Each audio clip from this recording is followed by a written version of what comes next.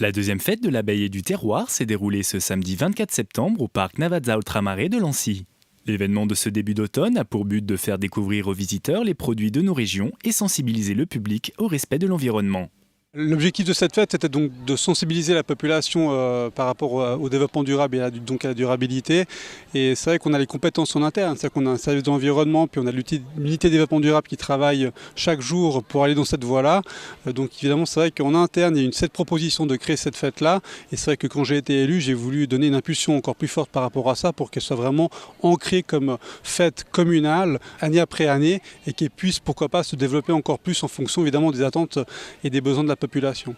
Si un jour on peut considérer que la fête de l'abeille et du terroir devient la fête du développement durable à Genève, j'en serais très satisfait. Une seconde édition placée sous la découverte et la valorisation des produits du terroir dans le cadre de la Semaine du goût à travers différents stands de producteurs locaux et d'associations. Chaque exposant ici est un partenaire, il vend des produits mais pas seulement, il présente son mode de travail, son savoir-faire, pour nous c'est très important. On présente aujourd'hui donc notre projet. L'idée c'est d'avoir 60 chèvres dans le canton de Genève à Meigné. On va faire du fromage de chèvre bio avec le lait de nos chèvres. On continue à chercher un peu d'argent, donc on propose des parrainages, des cheese banks, des prêts d'argent avec intérêt en fromage et puis aussi des abonnements de fromage. Aujourd'hui, notre stand, ça a été de partir depuis le grain de blé. Alors je suis en train de finir la dernière farine, de moudre, de trier, de faire le pain et de le cuire. Et ceux qui ont fait le pain, ce sont les enfants. Cette année, on est venu présenter nos produits qu'on produit toute l'année à Bernay, donc en culture biologique. Et on avait très envie de présenter nos produits ici sur le marché des abeilles. Des projections de films ainsi que des débats publics ont ponctué la manifestation, l'occasion de sensibiliser petits et grands aux problématiques actuelles de la biodiversité et du développement durable. Au niveau politique, il a été acté maintenant, il y a une stratégie en termes de développement durable, dont un des axes est la biodiversité. Donc nous travaillons dans cet axe de la biodiversité.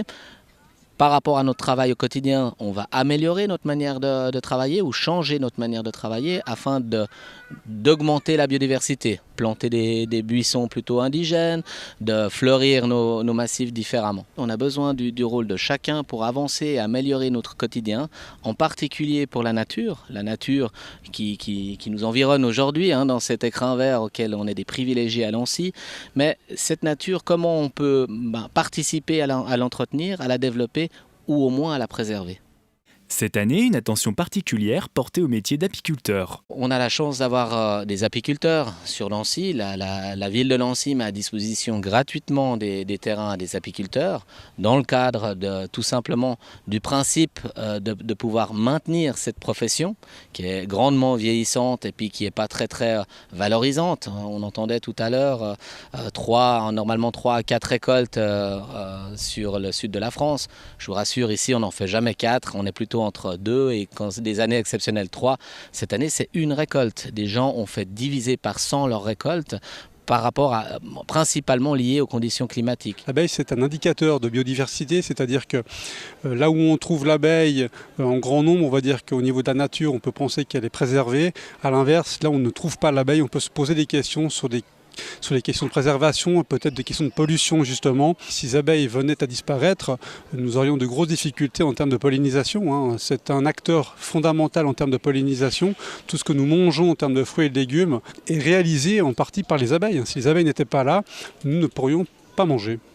Une fête de l'abeille et du terroir 2016 ensoleillée, champêtre et joyeuse qui en aura conquis plus d'un.